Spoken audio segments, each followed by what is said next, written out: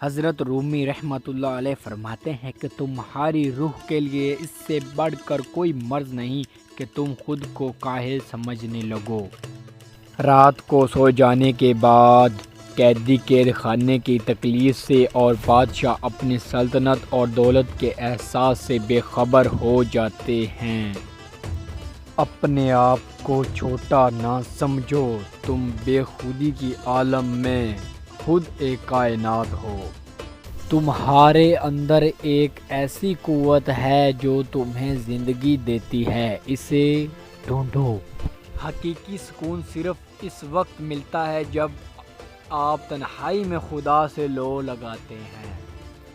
جو عشق صرف رنگ اور روپ کی خاطر ہوتا ہے وہ دراصل عشق نہیں بلکہ فسق ہے، اور اس کا انجام شرمندگی اور رسوائی کے سوا کچھ نہیں۔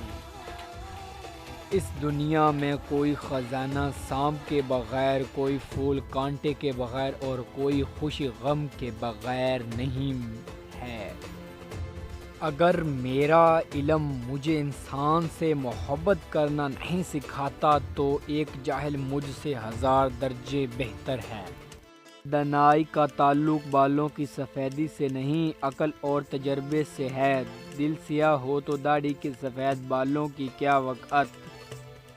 جب انسان کی آنکھوں سے آنسو بہتے ہیں تو اس پر رب کی رحمت برستی ہے۔ میں تمہیں نہ تو دل سے اور نہ ہی دماغ سے محبت کرتا ہوں، کیونکہ دل رک بھی سکتا ہے اور دماغ بھول بھی سکتا ہے۔